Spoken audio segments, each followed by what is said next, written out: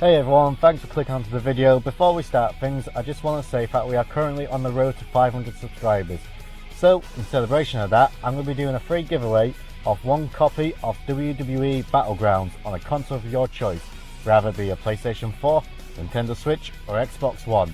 And all you have to do to enter it is simply click that subscribe button, tap the bell icon, and once we hit that magic number of 500 subscribers, I'll be doing the video to announce the winner. So, thanks for listening and please enjoy the video.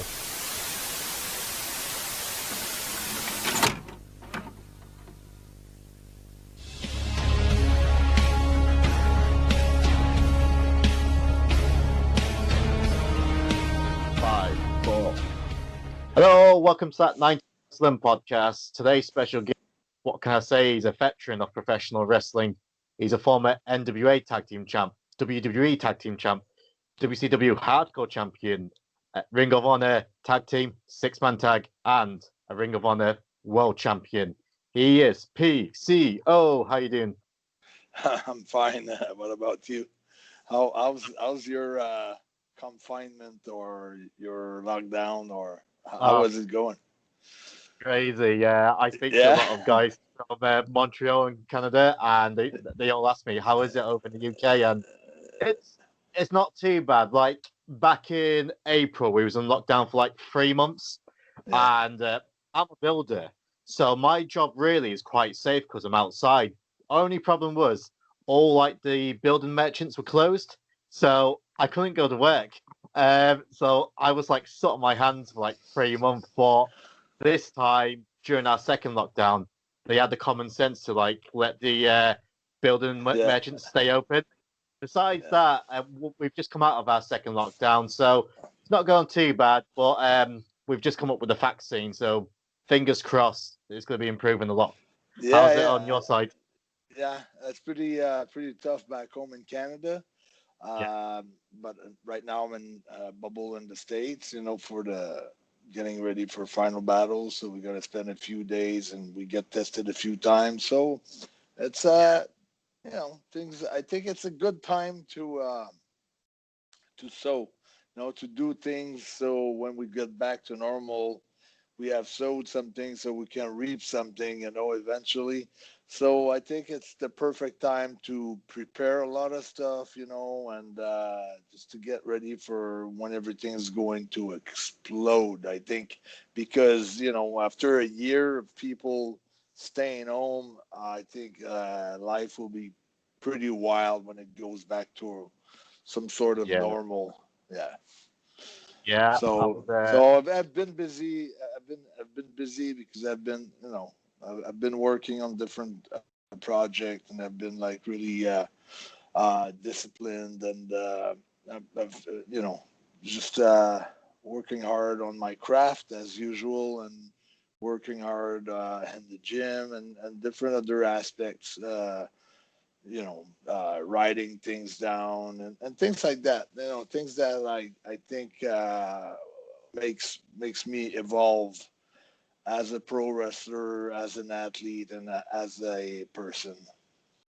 Yeah, your evolution in wrestling, I mean, we'll get to it later on, but it's quite astounding. Like, I remember the day where you announced your retirement, and I was like, he's retired. And then a few years later, you came back a completely different animal. So we'll definitely get to that later on. But I suppose we'll start things off at the beginning there, your childhood. So I suppose we'll go back to your childhood. And was you a fan of wrestling as a child, or was it something you found later on in life? Yeah, I mean, I was a big fan when I was a kid. I asked my dad to go to many events, and I think probably the first live event that I went on, I knew that's what I wanted to become or to be. And and then I went to many more events, and WrestleMania 1 was a big, it's like almost that day that I decided that I was going to go and take some wrestling lessons and go to a wrestling school, and then that I really decided that I was going to be a pro wrestler. And So that's yeah, because my childhood was like kind of tough because hockey is big in Canada, and I had been skating since I was like 2 years old. So I was a good hockey player, but I got shot with a pellet gun in my right eye.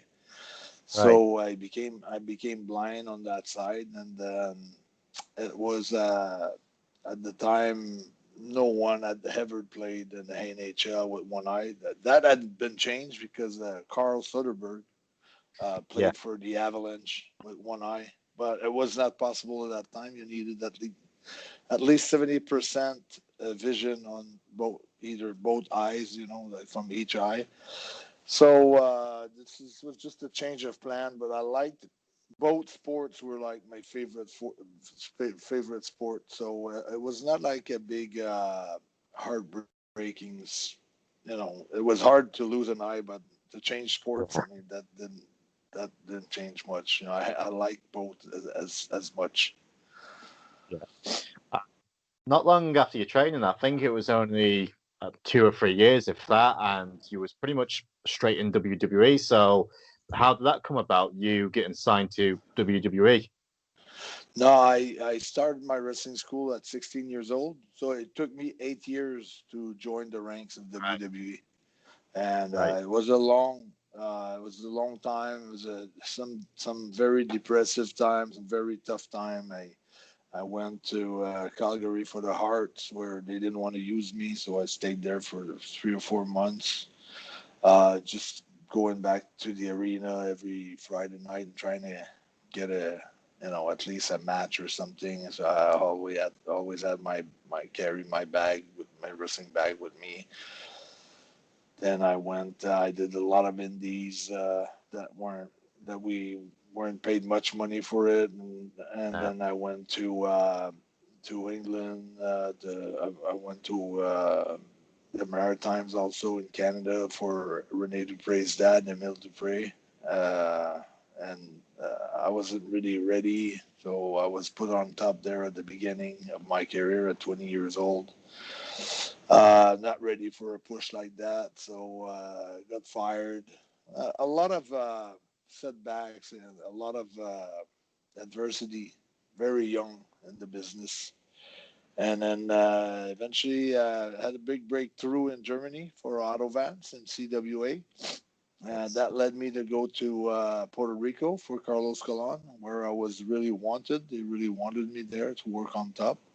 And then I met with Jacques Rougeau, and then he needed a tag partner because his brother Ray just retired that's right.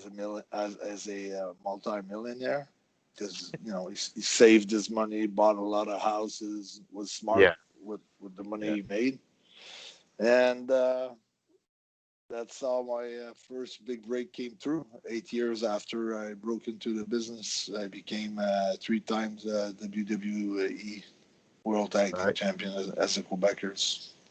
Oh. And funny enough, I was speaking to Carlos Colon's nephew, Epico Orlando Colon, a few months ago, and Yeah, he told me about the Puerto Rican scene, and he said, if you're a hero over there, he said, you're like a dead man walking because the fans are so violent over there. So, what was your yeah, experience of back in Puerto Rico, and is it as wild as yeah, we all hear?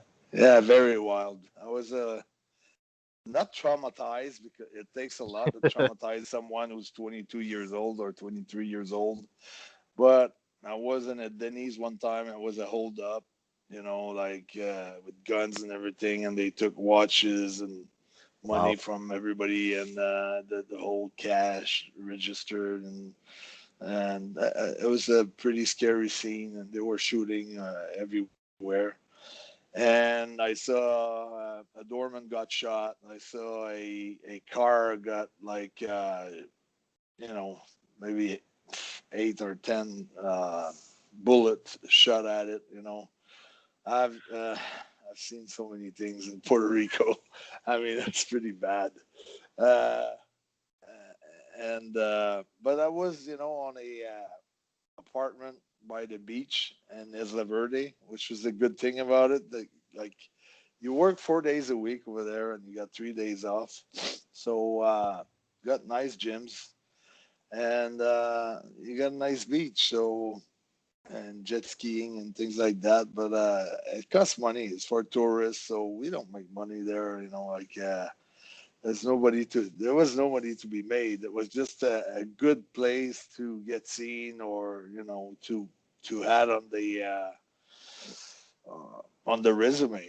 And good experience, because Yeah. working with Carlos Colon, working with Invader, working with Mr. Hughes came through, Jacques came through. Um, they were bringing a lot of talents, former WWE, or and not always guys that were their careers was still like going pretty well. Maybe they were on a break. Like Jacques, for instance, he was on a year off because his wife had just had the last children, so he wanted to be at home. So he was taking indie bookings. So there's guys like that, or guys on the way up, that very talented. So it was a great experience. I stayed there for maybe 6 months the first time, and I went back in 2005, and I stayed there for almost a year. Right. And Cool. I've seen many talents from Canada, from so many places that really wanted to make it in the business, and then I never heard of them after that. And some of Yeah. them just stayed on the island. They got married, and they're living there now. So Cool. it's just yeah, I've seen so many stories in wrestling. Cool. And you mentioned it was Shaku helped bring you along to WWE, and they paired you up as the Quebecers. And the first thing I have to say, the theme song, that is such a beloved theme song from the fans. We are the Mounties. Well, we're not the Yeah, Mounties. yeah, Um, yeah. We're not so, the Mounties. We're handsome. We're brave. We're strong. We're yeah, not the Mounties because we enforce the law. Yeah, it's such a and we did some singing in French at the end of the song, where basically Jim Johnson just said, "Just go with what you want. We'll just add it. It wasn't scripted. We ad-libbed a lot at the end of the song in French, which was a song where really you could tell that we couldn't sing, so it was annoying. On oh, on top of being like a song that really stresses you out, it was annoying by our voices and things like that. I just thought that was pretty good for the type of character, where oh, it's obviously the character that it's it's everything it's all about being a heel, being hated by the people, cheating, uh, being scared, being a chicken shit, or using every tricks in the bags to get yeah, ahead, and yeah. So that was that type of character, not yeah, not what I envisioned as growing up into the business. I was more a fan of the King Tonga or the Road Warriors, or those strong characters. So, but it was an opportunity, and I was happy with it. So oh, it's good. yeah. You just ran with it. And you're speaking about heel heat, and the Mountie gimmick had a lot of heat in Canada. They was not happy with that character. Yeah, that's why we had to change for Quebecers, because Right. the Royal Mounted Police, like they said it was bad for their images, so they ruled a lawsuit on WWE and Vince McMahon, and so we had to. That's why we reversed the song, just as a jab to them. We're not the Yeah, Mounties. We're enforce the law. So yeah, so we did it, but the other way around. yeah.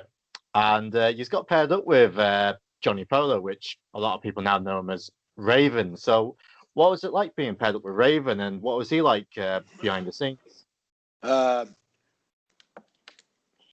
he was a good guy. I mean, we didn't travel with him, or he was not traveling with us. We Jacques was really protective in a way, protective maybe of the gimmick itself. Like didn't want no one to maybe if we traveled together, getting drunk or doing something that would ruin the name or something like that. I don't know what was the reason behind it, but he never traveled with us, so we would only see each other, at the arenas or for promos and things like that. And it was always great to me. It was always nice.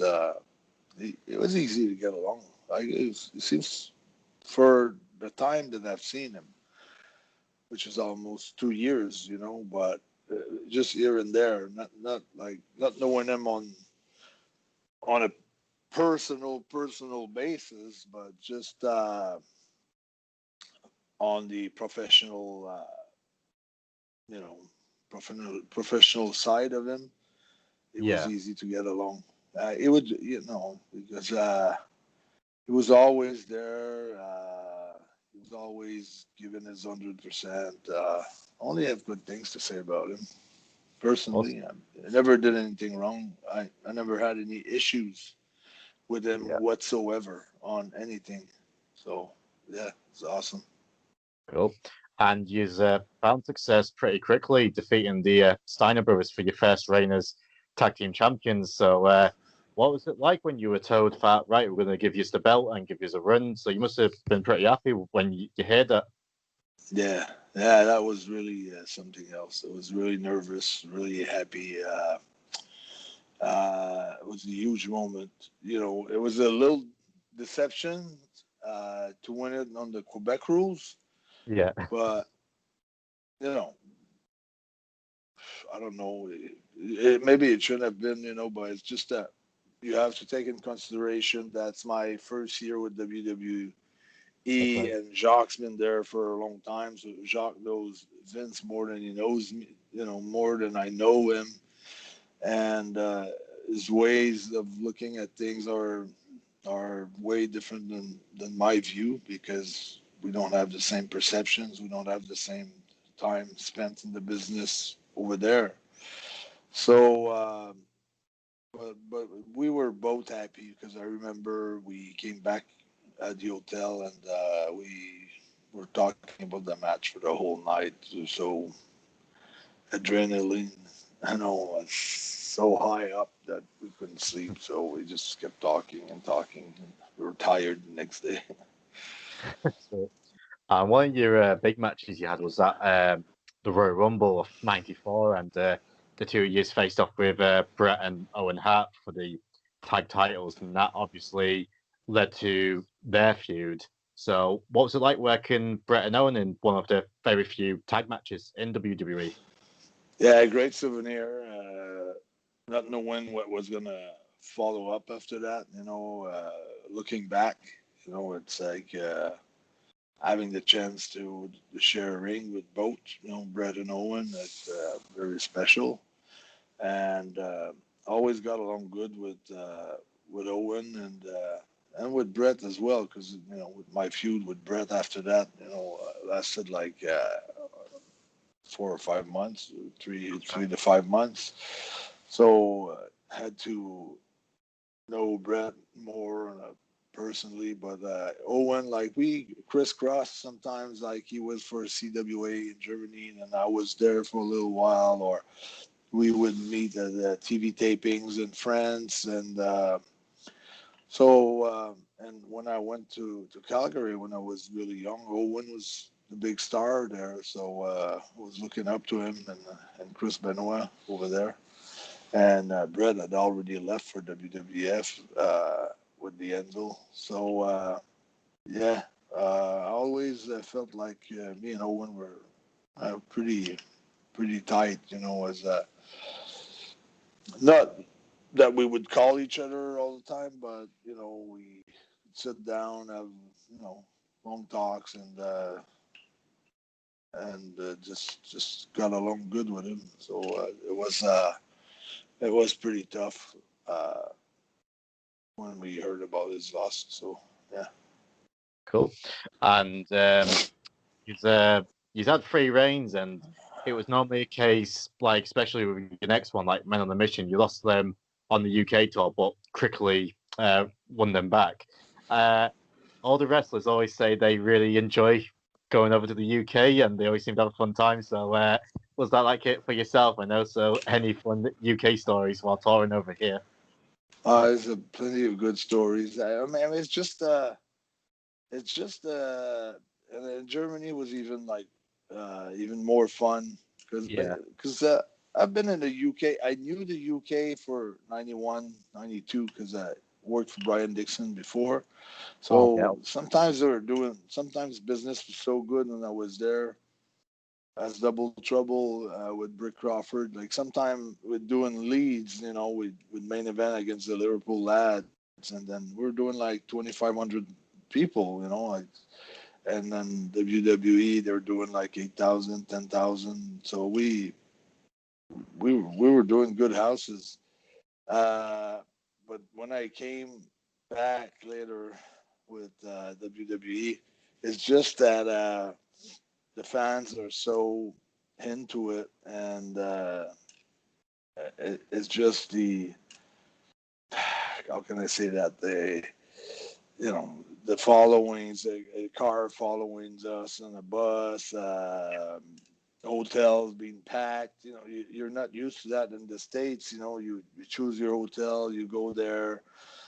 There's basically 10 or 20 fans. It's not crazy, but whatever it was, a UK tour or a German tour, a Germany or tour like that, it was like super crazy for 2 weeks. It's like fans all over the place, fans at the bar, at the hotel bar, fans like you basically try to go to your room and you're like there's literally like 50 people on every floor. Like if you're on the fourth floor, like you come across like so many people that it's just a crazy jungle. Like jungle is like I can understand. I remember at one WrestleMania was in Boston.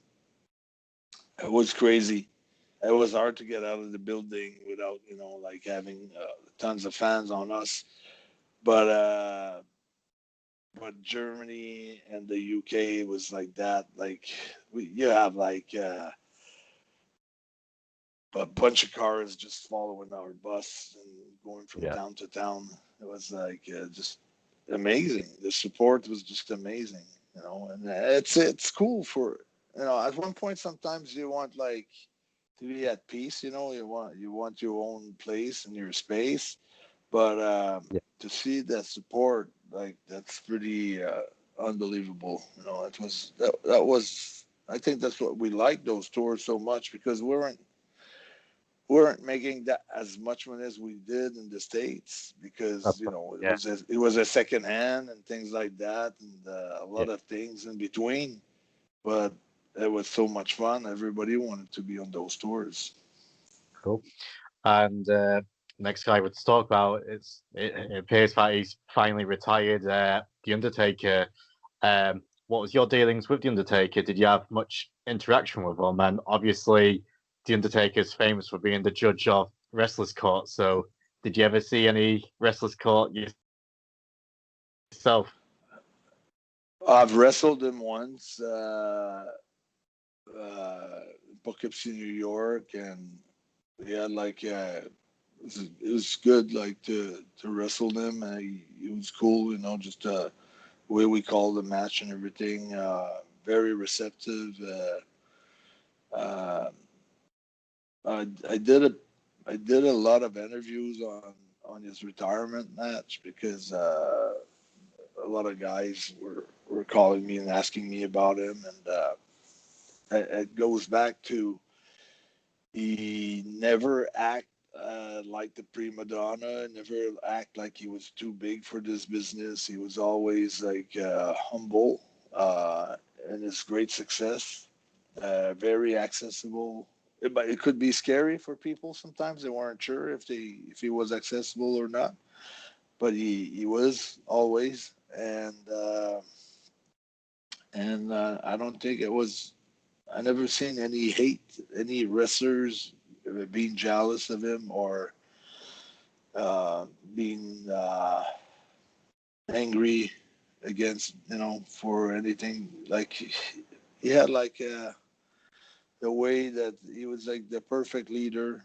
I mean, he had everybody, all different cliques would get along good with him. So I never saw him on any sides, but he was neutral and he was good with everybody, and everybody was good with him. It sounds cliche to say something so like perfect like that, but to my eyes, whether at the time, because sometimes it could be a matter of perception. I could have been younger and I could have said no, these guys didn't like him, but I've seen him on different stage of my career, my life, and it seems to be always like having those sort of same qualities. So would always be in character, so to speak. All the way dressed up in black with the sunglasses or the hat or the bandana, and wouldn't be loud in the dressing room, not trying to get any attention for no specific reasons other than just being over in the ring. So basically, just I had like I could go up to him and ask him anything anytime, and I was always welcome. So it's just been a great influence in my career. Cool. And somebody to that you can model some of your act that you should have as a pro wrestler. So there's a lot of things to learn just by watching him. Cool. And that year in '94, you wrestled your first WrestleMania at WrestleMania 10 against Men on the Mission, and you retained the titles by DQ. But one of the guys who was promised to run with the top belt was Lex Luger, and it never went for him. And what was Lex Luger behind the scenes? Obviously, since then, like he's had a few hardships, and he's getting his life back together now. And he says now he's in a better place than he has been for a long time. But back in '94, what was he like behind the scenes? Yeah, it was he was not like Taker. He was a little bit how can I say thinking that he was in a, from my perception, like it was not a bad guy. I never saw him like do ribs or he was not out of place, but just the way that he was handling himself, he was acting a little bit like he was on top of his game, Yeah. and like a little bit of the narcissistic one, but on a moderate template maybe, but he was like he was walking his head up, and like he was on top of the world, I guess. I don't know. He had a little bit of an attitude, but Yeah. at least I've wrestled him, and he was cool to wrestle with, and didn't have the attitude though. When it was time to put a match together, that was not that type of attitude. It was not like someone that you couldn't talk to, but he was just like looking like he was a little bit superior than the rest of the boys. Yeah. It's just a little bit. Just a bit.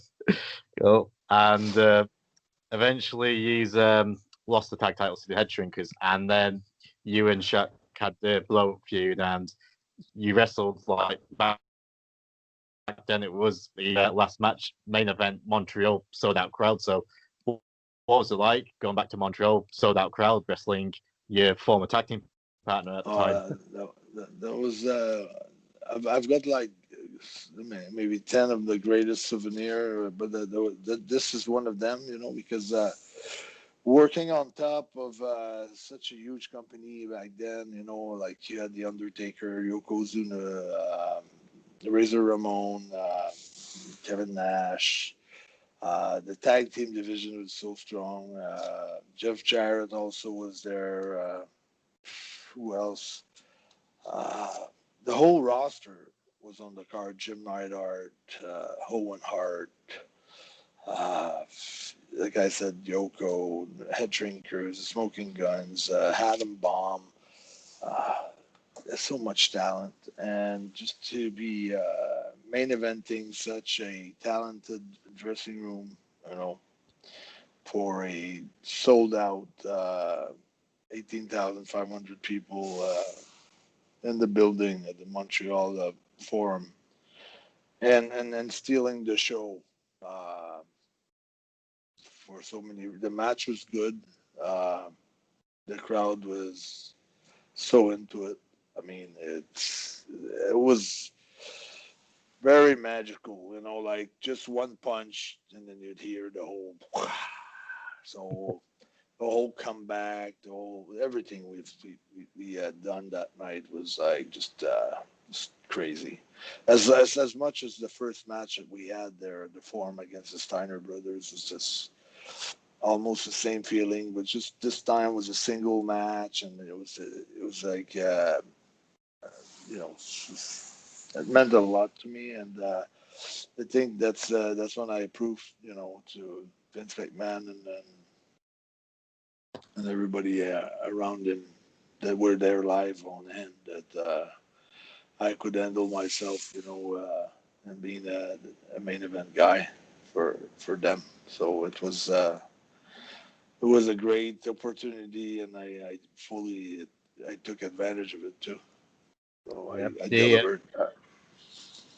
The Montreal fans remind me of the UK fans because they're so passionate about wrestling, and whichever promotion has a show in Montreal, I always look forward to it because their fans are rabid. They just love it, and it's a shout out to two of my podcast friends, Jofo and the Ring, because both of them are from Montreal and they know I love them. So shout out to them. But they can be cruel. They can be cruel too. I think because what they are, the way that the fans are in Montreal, and I'm talking about every sports, not just wrestling. They want to win, and if you're winning, you're on the good side. But as soon as you're losing, you can be a zero. And so they're tough. They're tough. They're good, but they're tough.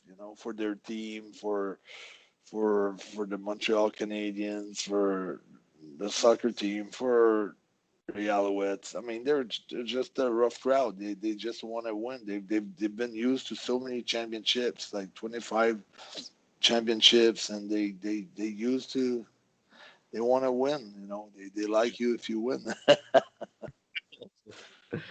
Cool. And eventually, you was given your singles run, Jean-Pierre Lafitte. So, where did the gimmick come from? I remember watching it, and we'll get to the match with Bret in a minute, but it was such a departure from, obviously, you being one of the Quebecers. So, how did it come about? I would just turn a negative experience into a positive, into something positive. And I wanted to impact people's life, saying like, you can have like an handicap, but you can, perform, and you can find ways to perform with an handicap. I think mine is a light handicap. It's not like, missing a limb or something, but it still is pretty challenging at times, driving a car or playing other sports, and even in wrestling.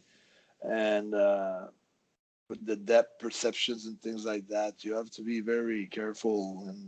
And even with time, you gotta make sure that you're doing the right move and at the right time and things like that. And the way that I shot the idea to Vince was a little bit different than what they came up with. Like it was not the Jean-Pierre Lafitte name was not part of that. Right. So they wanted to play it more politically, whereas Lafitte was a French pirate who came to Louisiana and was cast away, and after helping the U.S. and things like that, it was like if the U.S. citizens were blind to what my ancestors had done. So stretching something into something else that wasn't really what I really they didn't really want to put the emphasize on the I guess because they had seen me as the Quebecers before, so they wanted to play off, another angle with it, and but 50% of it or 70% of it was my pitch, so I went along with it, and I was promised a lot of things like you'll be advertised from being from Louisiana, and we won't go to Montreal for 3 years. We will create retention, so people wants to see you. They wants to see you. We're not showing. We're not going with you. We're not going with you, and eventually. So it was big plans for long term, and that didn't work out like that, and I was like, really young too when I cut my break there, so I made some mistakes, some errors, and it kind of. I think I had a great future. I felt like I was really in the good grace of Vince and Jim Ross and J.J. Dillon and everyone who was there, Briscoes, Jack, but even with the agent, Tony Lanza and Chief and everybody, I got along good with everybody. Everybody seems to be liking me good. And then things went totally sideways, derailed. Yeah, Pretty hard. yeah, we'll get to that in a bit. But before we get to there, your match with Bret in your house free. I mean, it just completely stole the show, and such a great match. And I'm being biased because Bret Hart is my favorite wrestler of all time. I just think he's so good in the ring. And I presume you've probably done some house shows with him, but what was it like working, singles with him on the pay-per-view, and your experience working that match, because it was such a great match. Yeah, it was such a professional. Like he would take it very seriously. Like it was a in your house match, any pay-per-view match, or you would take it as much seriously as a SummerSlam or a WrestleMania. Yeah. So we could discuss a few spots on the phone, prior to that date. He was available at home, which usually he was not. If you try to call back then, if you would try to call Bret at home, he was never available. But when he gave you his phone number himself and said, okay, from this time to that time, that week, all the way up to the pay-per-view, anytime you have an idea, you can, give me a call and we'll discuss it. And then we've had a few phone calls. And when we came to I had worked with him on another In Your House as a last match of the night as a dark. And Yeah. we already did very good. And that was it's some test match that I would say that before they put you on a rivalry or an angle with someone, they want to make sure that it's going to gel. It's going to be the right combination. So I felt that first night that I worked Bret in a single in Nashville during a pay-per-view In Your House. I can't remember if it was a one, probably In Your House 1 or 2.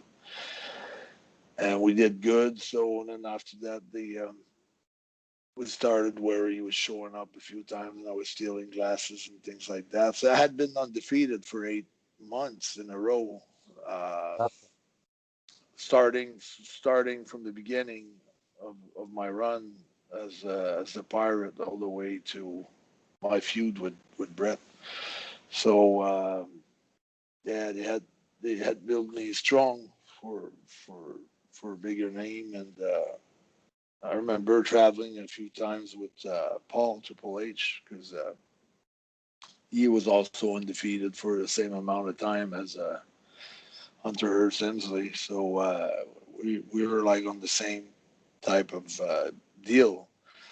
So we would travel together, and we would, make some little bets who would go down first. So, uh, and I think he won. I think I was the first one who got pinned between the two of Yeah. us. And that was before he was with Stephanie, anyways. um, and then after that, he got closer to Sean and Kevin. But yeah, it was great with Bret. I mean, working with him in a tag match prior to that, so the experience was already there. So we were just adding, Yeah. as a single match. So it was just cool. It was just a good transition. Cool. And towards the end of your first run WWE, the Kliq, probably besides Hogan, some of the biggest politicians in wrestling at the time. And I've heard the stories from multiple accounts. I think Shane Douglas told it best. You're going over the match with Diesel, saying, we need this kind of finish so we can do the comeback, which made complete sense because during that time, especially, you were trying to get as much of a crowd as you can. Short, I think Diesel was kind of like going with it, but then Sean stuck his nose in and decided to change things. So once that happened, obviously things changed. So what was it like when you was trying to plan that match and like things change over time and eventually led to you leaving? It was more of to me, a very well. First of all, I want to say that I get along with all of them very well now. Like, and I consider Kevin a good friend of mine. For every time that I see him on different signings, or I've seen him different indie promotions before I signed a 3-year deal with Ring of Honor. Now I don't see him as much, but I get along good. Almost always got along. I never had any problem with Razor that much, and I've wrestled them a bunch of times too. And most of the problems I had was with Kevin and Sean. But it was just the fact that I didn't even know that I was going to wrestle him in Montreal. It Right. was around December something, 1995, but something like that. And out of nowhere at a TV taping, it just looked at me and said, "In Montreal, it's me and you, it's Big Boot Jackknife, 1, 2, 3." And I didn't understand why, you know, usually the day of the show, and usually you find out that you're going to be wrestling in Montreal because you'll do some promos, or you'll have your your booking sheets, for the whole month, and then you'll look into, okay, Montreal, got Montreal coming in, but nothing was written yet, nothing was in plan really, and he came up to me and he shot that line to me, and that got me really uh, pissed off and mad, Yeah. and just for that, just for just for being so.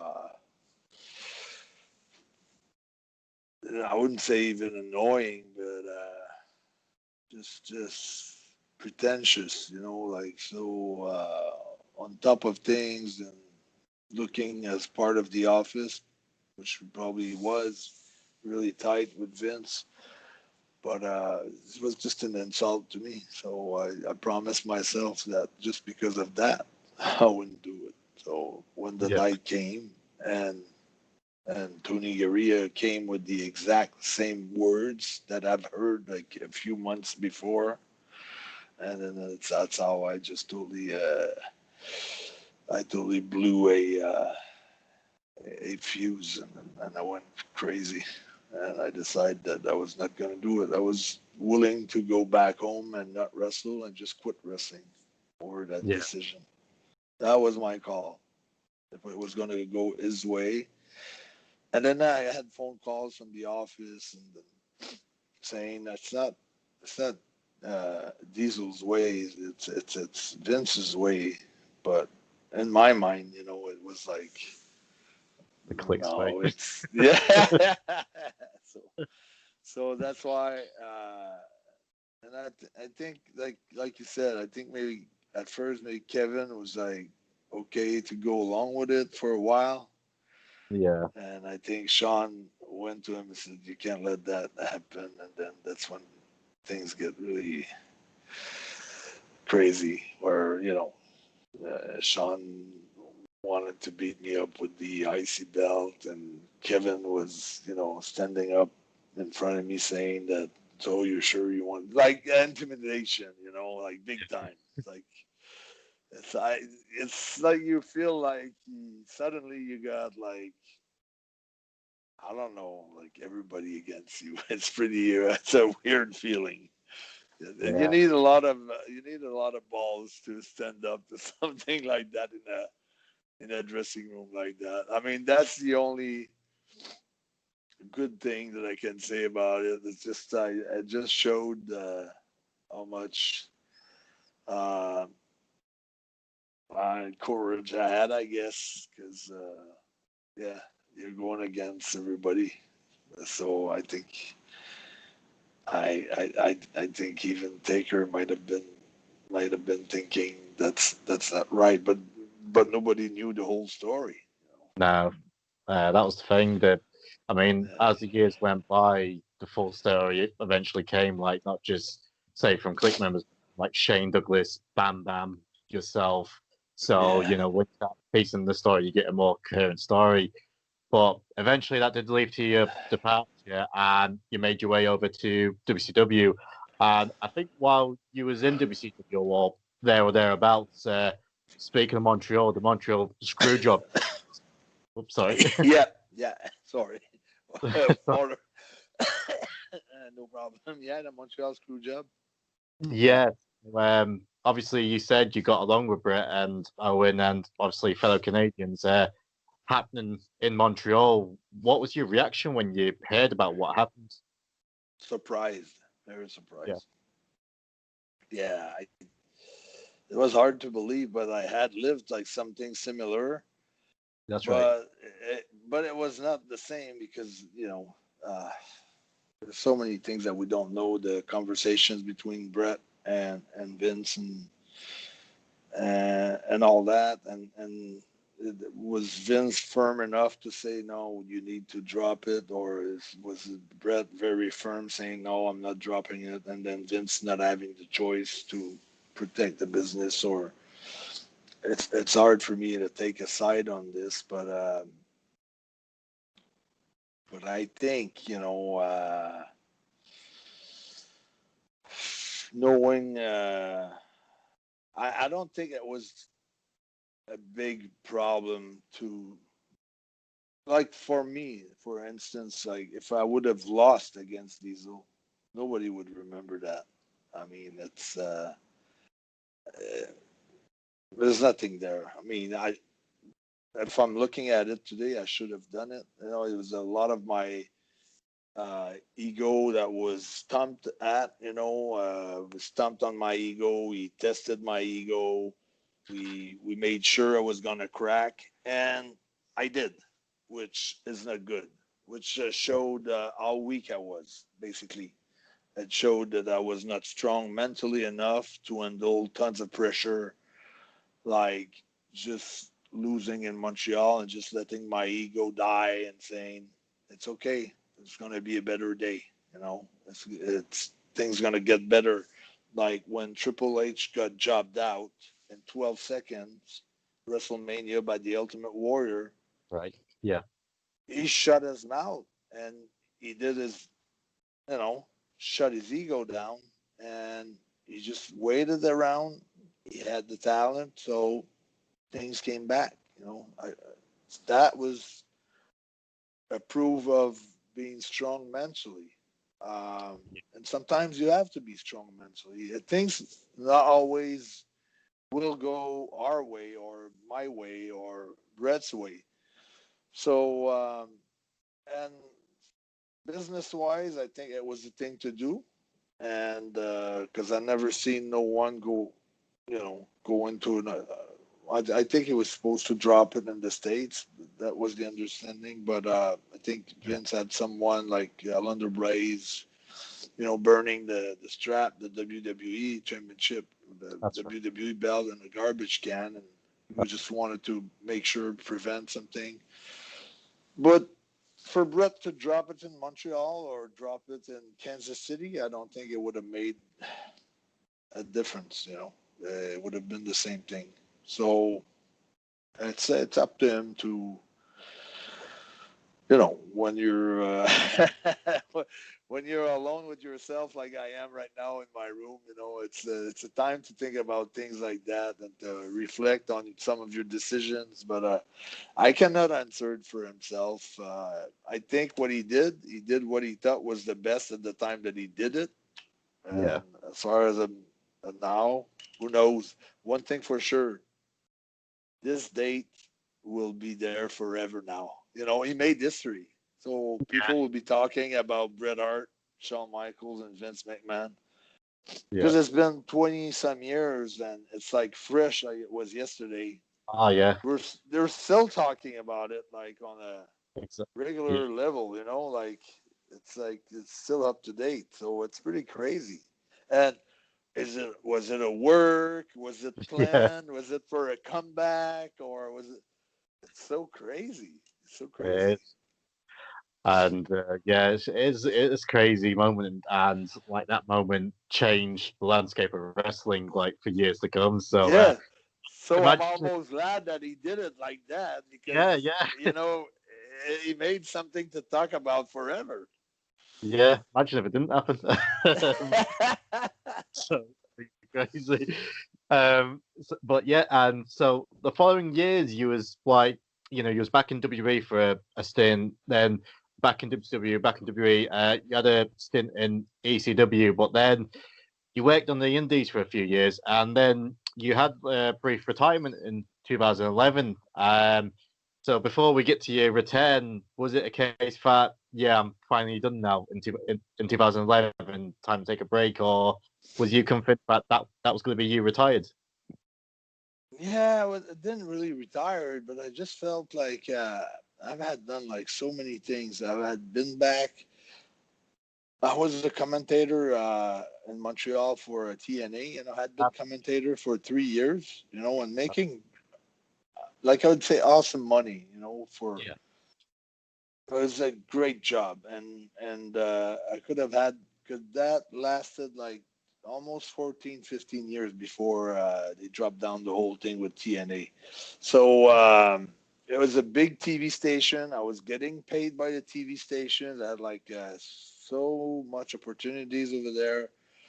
I felt like I was, they wanted me. They were happy with my job and things like that. To quit that, to go back and to work for Brian Dixon for not much money and to go back on traveling 8 hours, cramped up, 8 people, 9 people in a van and building up a ring up and down, doing some camps and then just doing the whole. So I've done that. I've been back to Puerto Rico. I've had a bunch of tryouts at WWE. And to quit this job, I had to really believe in myself. I had to really know that there was something else for me better than that. Not that the job's not great, but I didn't want to be a wrestling commentator. That's not what I wanted to be. That wasn't a choice of life, and uh, I wanted to be a world champion. I wanted to impact the wrestling business. I wanted to impact the world, and I wanted to do it my way. My way, saying like with the wrestling world as an active wrestler, and and I quit. And my boss, the producer of the show, and the whole TV station says, we can hold on to your job for 3 months, 4 months. If you don't like it, you always something to fall back on. And I said, that's the problem. There's something to fall back on. I don't want that, because if I'm going somewhere knowing that if it doesn't work, I can fall back on something good. Well, if I fail, I'm going to come back at the same point. Now, I knew if I was failing, I had to keep on going on until I was going to succeed. So I said, I'm just hire someone else. And that's what they did. I just totally quit the job, and with nothing ahead of me. No security whatsoever. Just my belief that I was going to make it one day. That's the only thing that I had going for me. It's my faith. Because faith for me, some people, faith is like, faith. No, faith is perseverance. Faith is keep on doing it until what you had wished for will happen. So that's faith to me. So that's just being courageous and perseverant. That's faith. That's the definition of faith for me. Knowing that one day it will happen. And you made your big return in 2016 with a completely different look to previous PCO, and just instant success. Like, you was winning championships all over the place, and then signing exclusively for Ring of Honor, being part of Villain Enterprises, becoming tag team champions of Brody King. Next night, becoming 6-man tag team champions. Like, this career resurgence is something we've never seen, because there was such a big gap between your previous in-ring career to this one, and you just like completely reinvented yourself, and such great success you've been having, and eventually you became Ring of Honor World Champion. So how proud are you of you said you believed in fate, so how proud of yourself of Oh, very, very 5 years proud. after retiring, doing all this, what you've been doing? Yeah, very proud of myself. But you know what? It's just something that now I can put it there in a cookie jar. It's like, okay, I've done that. I've accomplished that. So I know how much pain that I had to endure, and how much tests I've went through, much adversity, and so it gives me more fuel now to conquer, uh, you know, more, or just to accomplish more. So I'm not satisfied with what I've done yet. I guess I might die unsatisfied because I'm never satisfied with everything that I have accomplished. For me, it's just part of a process where I'm always trying to get better and better and better. And I'm not just trying, and not just as a wrestler, but overall. So Yeah. so there's I always envisioned that I would leave a larger impact than what I've done so far in the business. I'm really happy if that would be it. That would be it. It would be certainly something to be very proud of. But I feel that there's something much bigger in the work, but I can't put really my finger on how it's gonna happen. But it's just strong feeling that I've got, because I've been working since I became world champion. I've been like doubling and tripling on my work. I've been working 3 times as hard as I did Yeah. when I became world champion, and I was working my ass off. So to triple on that, I mean, it's a lot of work. It's hard to explain. It's not something that you can, you know, you cannot see really physically, but it's so much little things, so much work. And I'm talking about physically working too, as much as mentally. So there's no way that I'm gonna triple down on the work, that I'm gonna be, the hardest worker, in the room, and that I cannot have an equal success to what I've been putting out as efforts there. I mean, I don't want to get into what I'm doing because it's kind of a uh, I just don't want to put it out there right now. But eventually, when I write a book, I'll write my days, what they were like, and people will maybe understand why, at 50 years old or 51 or 52, why was he able to do that? Because he was putting the work. It's not just I'm lucky. It's just hard work, and Yeah. I don't think any companies can understand, because I realized over the years. I remember at one time, and it's just a philosophical, like, little things that I'm going to tell you. But when I was 24 or 25, and then I was running so many miles a day, and I was pushing so much weight, and I was passing so many hours in the ring, day in and day out, I was thinking, nobody from the WWE knows what I'm doing right now. So Yeah. how can they judge? How can they Exactly. judge me on my work if they don't know how much work I'm putting into it? And I realized that maybe the human machine is made of so much that there's like a computer in our brain or something that knows that, and that Yeah. makes things happen in accordance of how much you believe in yourself and how much work you put in yourself. So no one else needs to know it the way that the human body or consciousness or whatever it's called. I don't know. I'm not a doctor, but that's my way to look at things. So that's why I'm going all out, because I know, you know, uh, people don't have to know except Yeah. you. But I think it compensates by itself. Yeah. So that's why I encourage everyone to just don't worry about the outcome or how it looks like. Sometimes you may have a series of defeat, or you can have a bad streak, but just keep pushing and keep seeing what you want to see. And I just feel like eventually it's going to happen. So that's why I'm telling you, there is something bigger than what I've accomplished ahead of me, and I can't wait to see it, basically. That's what the thing is. Yeah.